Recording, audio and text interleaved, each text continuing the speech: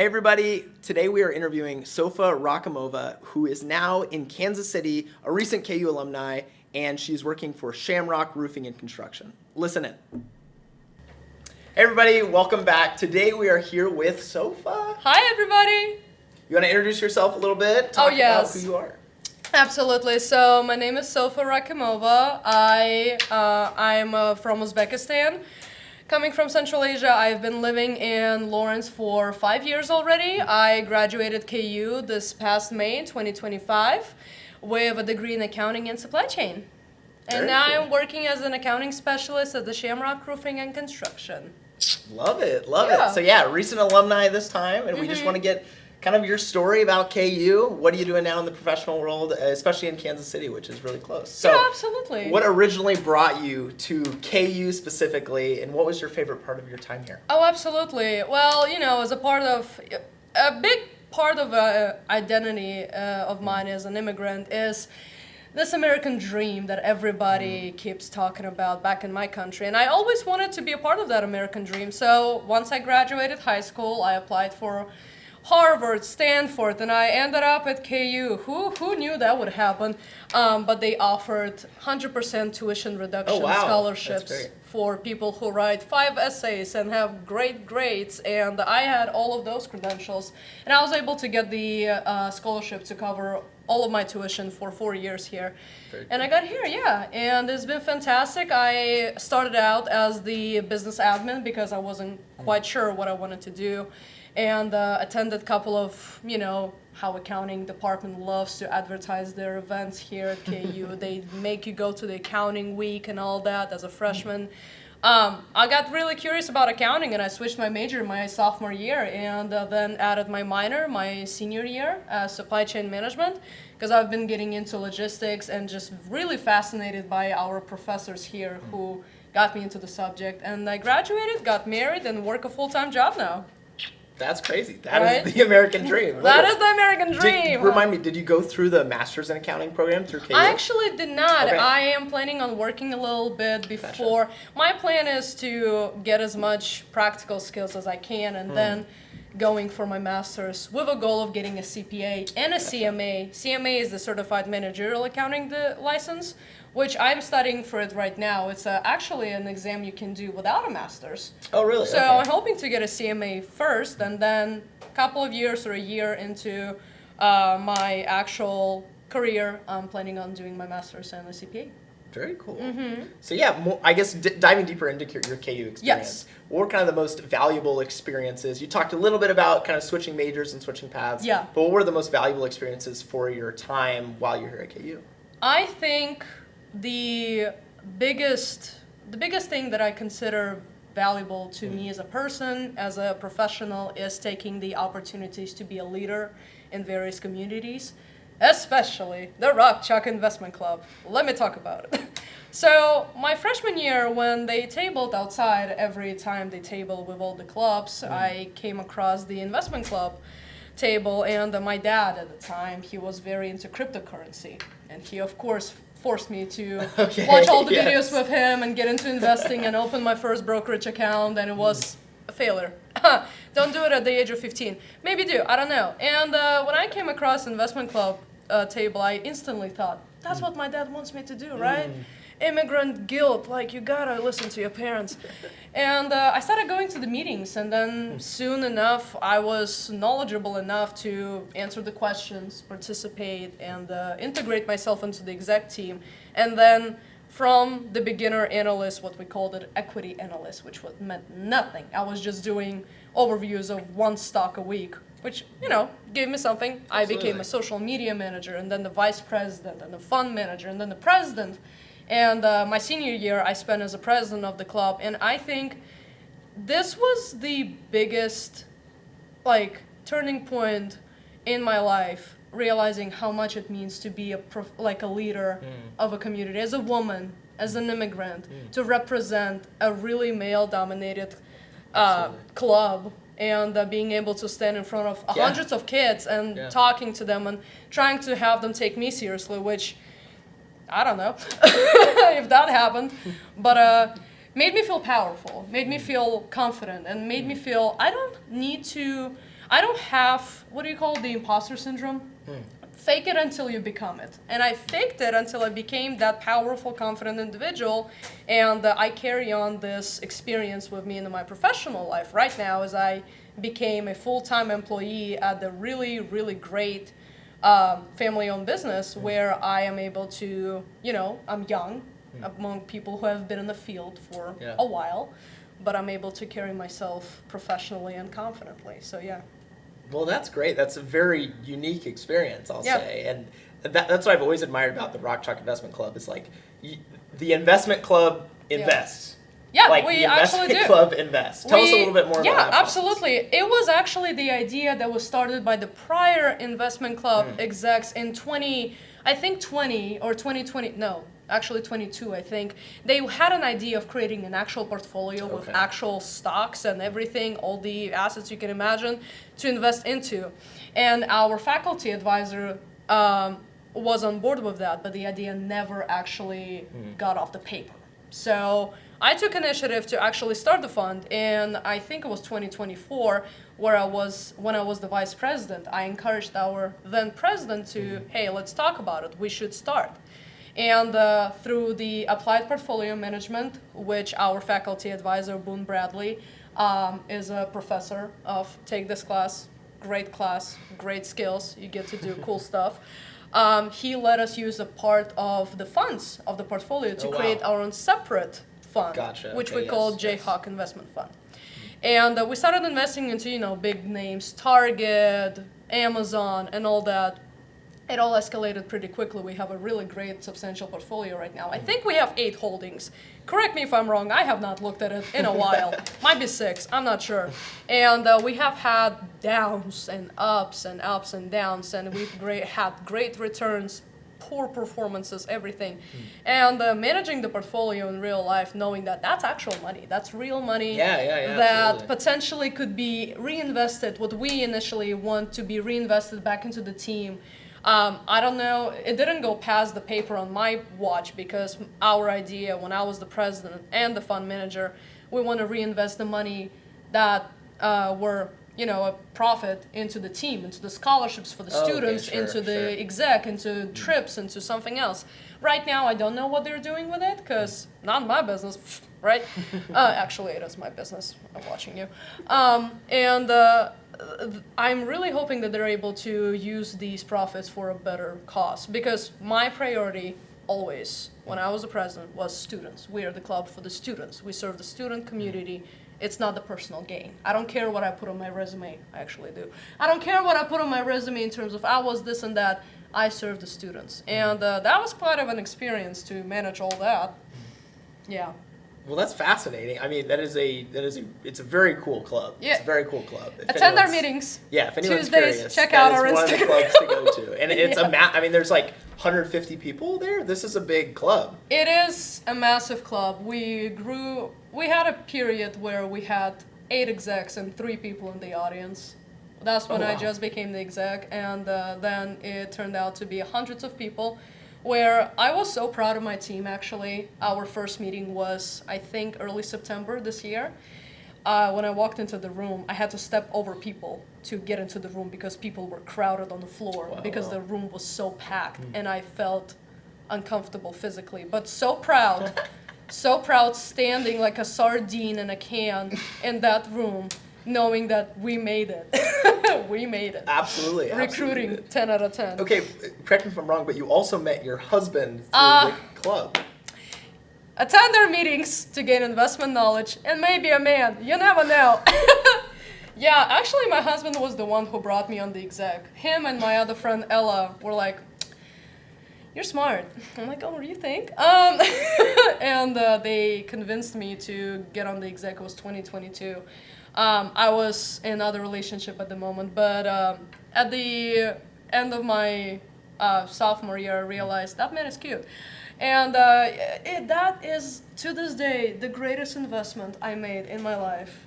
That's and beautiful. I'm not even, like, the returns, the ROI on that marriage has been so high. I feel like Warren Buffett, bless his heart. I feel like Warren Buffett. My portfolio is growing every day. That's beautiful. That is absolutely beautiful. And there's nothing the rest of the Rock Chalk Investment Club can do about it. I honestly know. That's beautiful. That's great. Oh, okay. I guess going into a little bit of other mentors and other resources Yeah. you use at your time while you're here at KU. Yeah. It sounds like a Definitely lot of your experiences was in the club. Yes. Even relationships. A lot. But outside of that, what were the other like major sources? I want to shout out. Yeah. I want to shout out my Please do. professors. I want to Yes. shout out Mark Best. I want to shout out Josh Arpin. I want to shout out Joe Walden. Joe Walden was the man who got me loving supply chain. The way man, I think a lot of times when I was in Joe Walden's class, I did not take any notes. I was just listening to that man. Whatever he was saying, I would take it as a, just a gospel. Because the way he carried himself, he knows what he's talking about. And that's one of the things that I really aspire to do. I want to know what I'm talking about. I want to, when I open my mouth, I want to say things and actually know what I mean in terms of, professional things, just overall my life. The way he talked about the current events and supply chain, especially after COVID, all the economic impact, you just knew that he has not only worked in the industry, carried himself through the industry, through all the years of experience, and also is able to teach that to the kids who just got here and just want to get out because it's Friday, 3 p.m. What am I doing here on Friday, 3 p.m.? I want to shout out just all of my accounting professors who were there, who were strict, who were confusing, who were too much at the moment. But then now I'm realizing how much I should have just listened, how much I should have just sat there and comprehended exactly what they mean, how much I should have after class came and talked to them, before class, reach out the TA hours, any of the office hours. Mark Best is the best professor I think there is in accounting department. That man, I think his way of teaching the subject, which is the accounting information systems, is the best. Because when I read any accounting related text, I read it in his voice. And I memorize it and I understand it correctly. There's just something about him talking, his voice makes me understand things properly. Yeah. That was the first class where I felt that I belong in accounting, where I felt like I understand the subject, where I felt so comfortable with the subject that I didn't feel any pressure, I have to do the homework, No, I was excited for it. I was excited to read the material. Professors matter. Kelly Welch, who to some people is a nightmare, which I can see how it can be. I love Kelly Welch. When I took his finance class, I think his cold calling is fantastic idea for those who are, prepared for the class. Absolutely. And I was not prepared a lot. And he still took a moment to look me dead in the eye and be like, okay, next. And that made me feel I should do better. And the funny thing, he actually talked about investment club. He shamed us for talking about option trading, which was a whole ordeal, so don't do option trading. So yeah, all of my professors who dedicated time, tears and sweat, and just answering stupid emails that I send them at 2 a.m. probably. Thank you. If you're watching this, I don't know if you are. Thank you so much. If you were my professor, genuinely, my God. We have amazing professors. We have amazing our professors. Like it is. I know that students take college experience and learning as a burden sometimes, and I think if we took time to really integrate into the subject, understand, really connect with professors. One thing that I regret that I didn't do a lot, that I didn't connect more with some professors, and just talking to them, seeing them enjoy talking about the subject that they understand, the best thing ever. Absolutely. That is one of my advice always to younger students at KU is talk to the professor. Talk to a professor. See their passion about the topic. I've never heard it like that, but that's really interesting. Yeah. Yes. See that an individual can actually be genuinely passionate about the topics you're learning about. Not just get up there and lecture, but then one-on-one conversation, see that they're spending their life trying to understand these topics. That's actually inspiring. Brian Salmon's business BSAM 310. Yes. That man is patient, kind, and very great. I love that professor. That's the thing. Me and Brian Salmons talked a lot after class, or I would just see him in the hallway with chit-chat. great man. And yeah, just your professors are great. And they genuinely care. They do. want to help you. That's why they're They here. If they could, if they want to do research all the time, they could do that. But they choose to still be here and teach the courses and be there. Yeah. Especially the intro level classes. I'm always surprised. I mean, 200 students, 300 students you're having to deal with. And so still being able to take the time to address all of them one-on-one. I admire the professors who teach accounting to 100 who have to go in and 700 people, 800 face people. 700 freshmen who just got out of their mama's house, not knowing how to cook and clean after themselves, just moved into the dorm and having to teach arts. Yeah, right. That's right. Teach accounting, yes. Yeah, It's definitely a shock walking into Munich Hall with 700 freshmen and learning accounting. Taking exams there. Ooh. Love that. Love that. So yeah, would you have any advice? You definitely talked about like interacting more with professors. Yeah. What else would you do to like, what would you have done differently in college? What else? What do you wish you were more involved in? Anything else? There is, of course, a big list of things, and I'm probably going to forget about what I actually wanted to say, but it's fine. And to each their own. One of the things that I regret doing the most because thing number one, if there's somebody or something in your life that stops you or prevents you from doing what you actually need to do, drop that person or that thing. I don't care if it's a toxic boyfriend or a hobby or a group of people or friend group that makes you feel like, oh, why are you doing all that? Drop these people to actually enjoy your college experience. Thank you.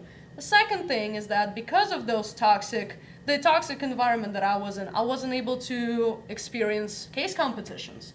I wanted to go to more club meetings. Absolutely. I wanted to, do more networking. And I wanted to participate. I wanted to apply for more of like scholar programs because unfortunately, but it is true and we need to acknowledge that in the business world, nepotism is everything. So if you're not out there networking and talking to somebody's dad, you're in trouble. That's how I got the job. No, I'm not even kidding. I got the job from my mother-in-law. Oh, wow. Let's drop it here. My internship that I had, which we'll probably jump into later, my mother-in-law is best friends with the CEO of the company where I work in right now. Oh, wow, that's great. And that the CEO said, we need accountants. And my mother-in-law, bless her heart, said, oh, listen, I have a perfect person for you. She's just fresh out of college. Great. And I did a couple of interviews on the phone with the CFO of the company, and you know what? I am actually being useful. I'm not one of them sitting on their phone and Instagrams all day. Interns, no shade, no shame, maybe a little bit. I'm just saying, do your work. I love being actually useful at work, and networking is everything. I want to do the case competition, maybe study abroad. That would be problematic with my visa, though. Drop that. Case competition is one thing that I really wanted to do. Didn't have time for it. Applying for accounting scholars, didn't do it. My friend Donna, we know Donna. Yes, we love Donna. We love Donna. I love you, Donna, if you're watching this. I love Shout you. out. Shout out to Donna. Donna is a real one. Can I just say that Donna works harder than 10 people? Yes, absolutely. And she is the best. If you know Donna Kraya, she's the best. Get to know her.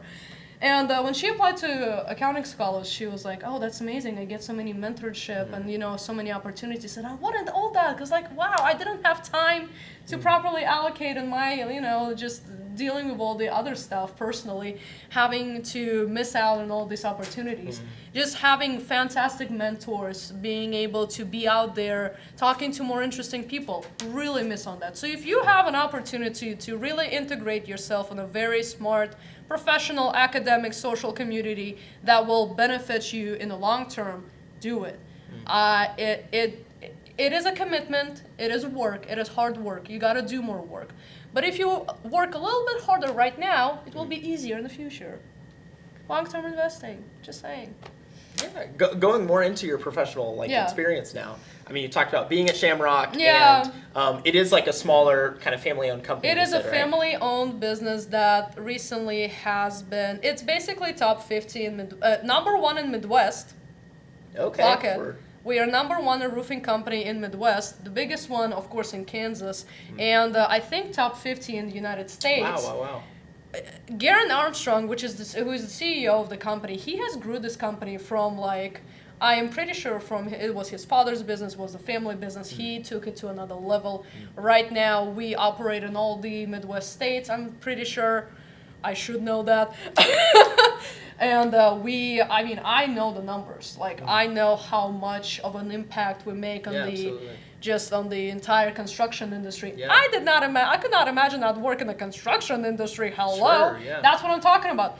If you get yourself out there, you will never know when you end up. Yeah, I thought I'll be in a fancy office doing my click-clacking in the cubicle. No, I'm in the actual field work, doing actual accounting with big numbers, big team, and it's fantastic. And you're learning a lot more than, like you talked about the intern who's just doing the coffee runs. Oh, wow. This job from day one has been just absolutely diabolical. Pay attention. If you are going into an actual accounting job, pay attention in your classes, I beg. Gotcha. I'm not even kidding. The combination of financial and managerial accounting that I use every day, the analytics, the business analytics classes, pay attention there too. The amount of IST 310 was the class that I hated with all my life. I love Mark Best, but I hated that class.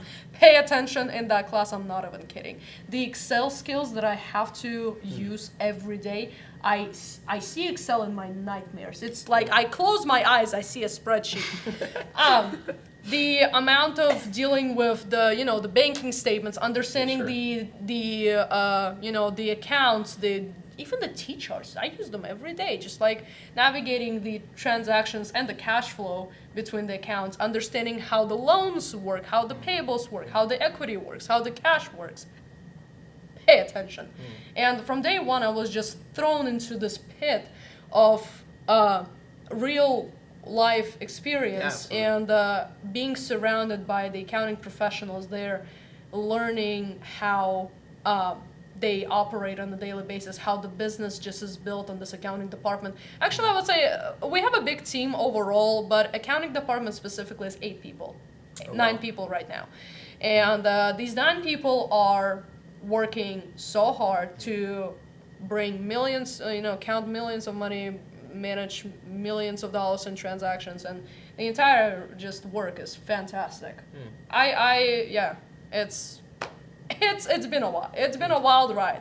Yeah. So having that experience, both the internship and now the full-time role. Yes. What advice would you give to juniors and seniors right now at KU that are either looking for that first internship or now going into like a full-time career? Yeah. So what I would say in terms of a timeline, and another thing, actually, good thing that we were talking about it, get an internship as early as possible. Absolutely. Yep. I am not kidding. Because I'm an international student, I wanted to come back to my family. Every winter break, every spring break, I wanted to come back, and that prevented me from staying here and working. And because I didn't have a car, I wouldn't be able to commute to, out of town or do anything else. However, if you are able to get an internship your sophomore year, and then your junior year, and then your senior, just continue getting yourself out there, networking, and get as many experiences as you can, because it increases the likelihood of you getting a full-time offer with that company if you solidify your position as an intern very early on. You might think, I'm just a sophomore, I don't know anything. You don't need to know anything for an internship. It's called internship for a reason. The recruiters who come to KU, they understand that you are a kid who just downloaded Microsoft Office, to your computer, who probably never looked at it before, and you gotta know that you will learn everything there. Yeah, no, that is my biggest piece of advice that I always give students as well. Is like, you gotta start early. It sucks, and you don't need to know what you're doing. Yeah. Like that shock and not understanding it was enough for me to be like, I'll just wait until my junior year. It's too late. I mean, you can still catch up, and there are definitely ways around that. But like, start early. It makes it so much easier for you. I got my internship my last semester of my senior year to get my business 310 credit. And I had to take 310 and 410 at the same time. Don't do that, because it's not fun. Just saying. But the fact that I had so much anxiety because I failed to properly network and properly get myself out there to get an internship in a timely manner, and having to do my senior year, last semester of my senior year, 3 months commuting to Kansas City almost every day. Yeah. January, it's not fun. Do a full internship, I'm not even kidding, or a summer one. Having to get married right after. Yeah, wow.